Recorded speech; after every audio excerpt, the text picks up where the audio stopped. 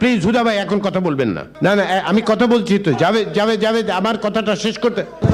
আমার মনে হয় এখন এই আলোচনাটা আমরা বন্ধ করি। আমরা যে নিম্নকক্ষের right of the directly elected representatives যারা সোভারেইন, তাদেরকে আপনি আবার আন্ডারমাইনিং করা হবে, যে তাদেরটা আবার ওভাররাইট করা একটা আনইলেক্টেড বডির ক্ষেত্রে সেটা কখনো ডেমোক্রেটিক প্র্যাকটিস হতে পারে না। তো সেই জন্য এখানে একটু আপত্তি আছে।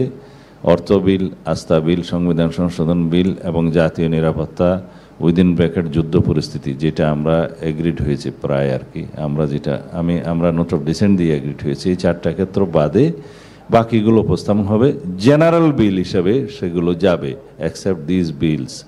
তখন সেটা যেভাবে বলেছি ওইভাবে আছে। এইভাবে হলে আমরা আছি, আর এইভাবে না হলে উই আর সরি দ্যাট আমরা আপনাদের সাথে এই জায়গায় আমাদের একটু দ্বিমত আছে বা ভিন্ন মত আছে। Thank you very much. আমি এই বিষয়ে আর বক্তব্য না দিলে খুশি হব, না দিতে হলে আর কি, না দিতে হলে। Thank you. মাননীয় সহসভাপতি, আপনি কি পরিষ্কার হতে পেরেছেন যে সালাউদ্দিন ভাই কিভাবে হলে আছেন, কিভাবে হলে নাই? সেটা পিয়ারের প্রসঙ্গটা তো না, উনি ফাংশনের কথা বলছিলেন।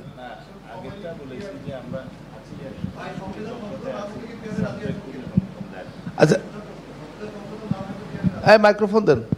জাভেদ রাসিন, আপনি জাভেদ প্রশ্নটা আবার করুন। জাভেদ প্রশ্নটা আবার। ভাই আমি প্রশ্ন সংবিধান সংশোধনের জন্য পৃথিবীর সব দেশে directly elected member of the house, member of representative আর কি, জনগণ তাদেরকে সেই ক্ষমতাটা দিয়েছে। উপরের হাউস কি জনগণ কর্তৃক নির্বাচিত হবে? তাহলে আমার দ্বিমত নাই। না ভাই, আমার প্রশ্নটা হচ্ছে সংবিধান সংশোধন সংক্রান্ত যে কোনো বিল উচ্চকক্ষের সাধারণ সংখ্যাগরিষ্ঠতা পাশ করতে হবে। এটা যদি না থাকে তাহলে কি সংখ্যানুপাতিক প্রতিনিধিত্বে উচ্চকক্ষের 100 জন প্রার্থী মনোনীত হবে? সেটা আপনাদের বক্তব্য।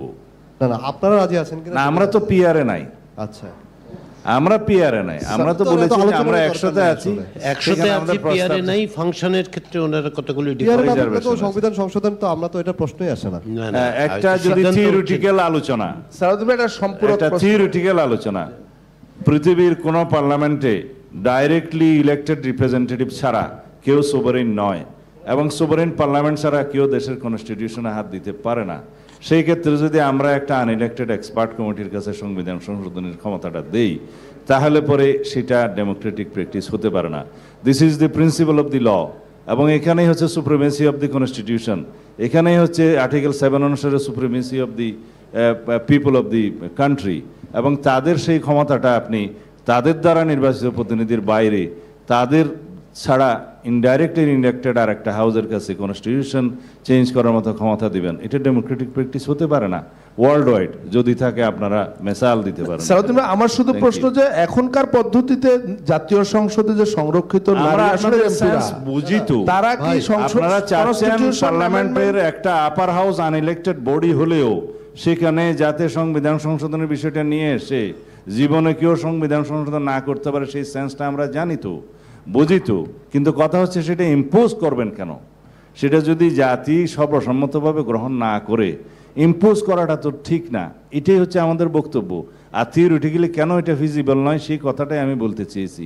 আমাদের তো উদ্দেশ্যের কোনো ঘাটতি নেই, কিন্তু কথা হচ্ছে যে জাতির উপরে এমন এমন জিনিস নিপতিত না হোক, ইম্পোজ না হোক, যেটা পরবর্তীতে অনেক বেশি ডিফিকাল্টির সৃষ্টি করবে ন্যাশন পরিচালনায়। থ্যাংক ইউ ভাই। মানে ভোটের অনুপাতে, ভোটের যে সংখ্যানুপাতিক প্রতিনিধিত্ব, এটা তো পুরো পৃথিবীতেই ডেমোক্রেটিক একটা প্রসেস। আমার মনে হয় আনইলেক্টেড জিনিস না। না না, এই থিওরিটিক্যাল ডিবেটে যাওয়ার দরকার নেই। আপার হাউসেও জাভেদ এই থিওরিটিক্যাল ডিবেটে যাব না। উনি ওনার পজিশন লোয়ার হাউস গঠিত হয় সেক্ষেত্রে তো আলাদা। জাভেদ আমি আপনাকে সালাউদ্দিন ভাই, লোয়ার হাউস সেক্ষেত্রে আলাদা। সালাউদ্দিন ভাই, সেম জিনিসটা আছে। আমি 90টা দেশে বিভিন্ন ভাবে পিআর প্র্যাকটিস হয়, সেটা লোয়ার হাউসের ক্ষেত্রে প্রাইমারিলি হয়। সালাউদ্দিন ভাই, সেই ক্ষেত্রে তো আমি যাচ্ছি আপনার মনোযোগ আকর্ষণ করতে। হাউসও আছে, লোয়ারে যেখানে অ্যালাউড তখন আপারে অ্যালাউড হয়। আচ্ছা, আপনারা কেউ আমার কথা শুনছেন না।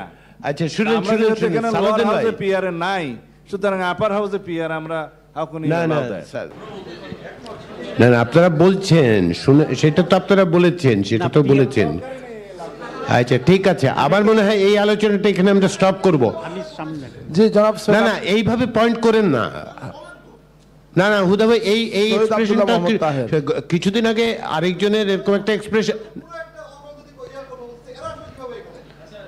বসেন বসেন, না না আমি কথা বলছি তো, জাভেদ জাভেদ জাভেদ আমার কথাটা শেষ করতে, জাভেদ হুদা ভাই আপনাকে আমি একটা না না এই যে পয়েন্ট টু পয়েন্ট কথা বলেন না, শুনেন শুনেন, না না এই শুনেন আমি আপনার মনোযোগ আকর্ষণ করছি হুদা ভাই।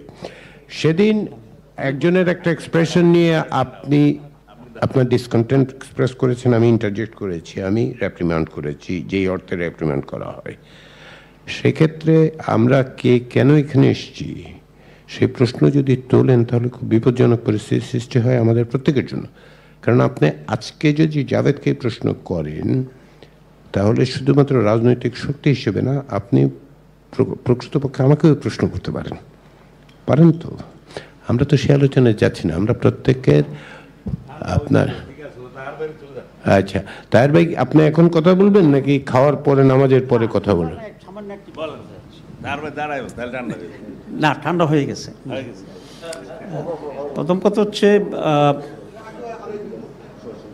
আমি যেটা মনে করি আর কি, আজকে সকালে আপনার ঠিক আছে, বাইরে আমরা ঠিক করবো না প্লিজ।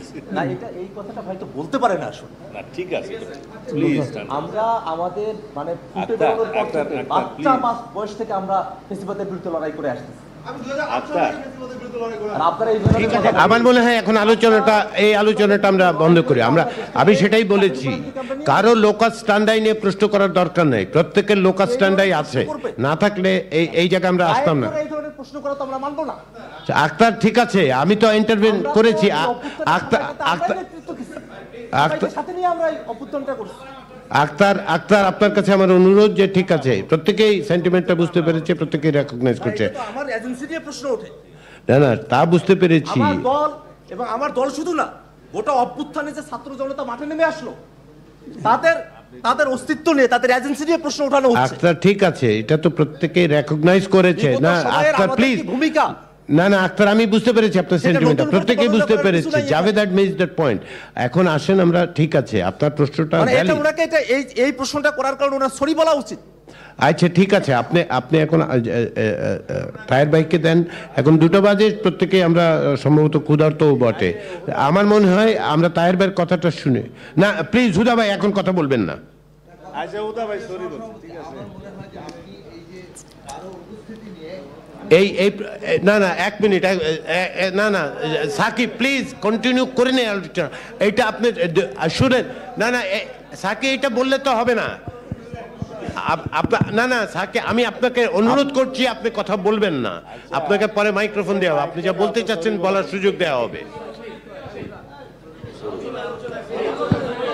এর আবার আরেকজন গিয়ে ওনাকে মাইক ধরা দিচ্ছে যাতে কথা বলে। একটু সরি বলে দেন, সরি কেউ যদি মনে কষ্ট হয়ে থাকে সরি। আমি যেই কথাটা বলেছিলাম 2023 সালে সকলে উচ্চকক্ষর একটা প্রস্তাব দিয়েছিলাম, সেই বিষয়ে বলেছিলাম, সেই প্রস্তাবটা তখন কোথায় ছিল, এর জন্যই। তারপরেও যদি কেউ আঘাত পেয়ে থাকে আমি দুঃখিত। ধন্যবাদ, আমরা এই পর্বটা শেষ করছি।